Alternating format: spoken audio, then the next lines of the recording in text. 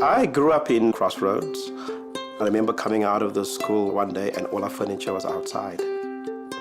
We were thrown out of the house, my mother couldn't afford it. And then I heard about a boarding school out in Kells River, and I went there and enrolled myself into the boarding school. And I remember the principal interviewed me and I told him I'll work for my fees. So I worked on campus in the afternoon, cleaning the classrooms, building. I stayed within the hostel, and we had a dean of boys, and his name was Daniel Arthur Doman. And he kind of mentored me, constantly encouraging me, making sure that I excel. I remember one night I wrote this note, "Dear D.A.D." with Daniel Arthur Doman. I found myself in a rather hungry spot, put it on his door, and knocked and ran away, you know.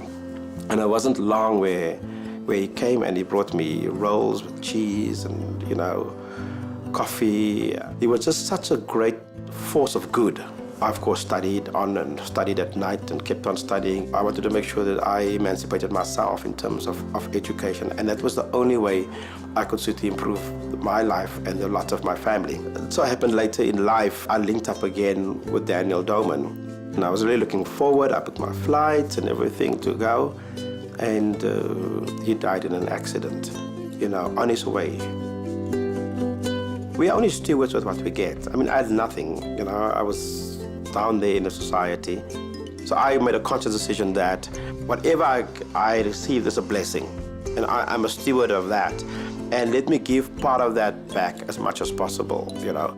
And in doing all of that, I decided to formalize this thing, and it was just for me appropriate to call it the Dad Fund, you know, really named not really after the father, but after Daniel Arthur Doman, who was like a father, you know, to me. He then built the Dad Fund on 3 fundamentals: the head, the hand, and the heart.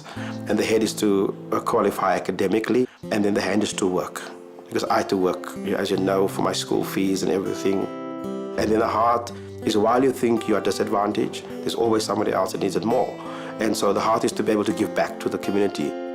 So we then started the Dream Girls mentoring and coaching program. And the idea is those girls who are at university will encourage the high school children to want to aspire to go to university. So a very structured program. They go through this program over a year.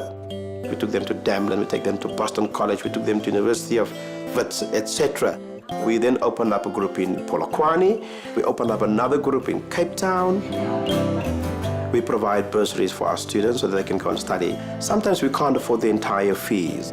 So I would at times just give a kid $1,500 and I say, go for it. I want you to register, and then you apply for the bursary scheme and we'll help you, etc., to do it. But I've seen kids thrive.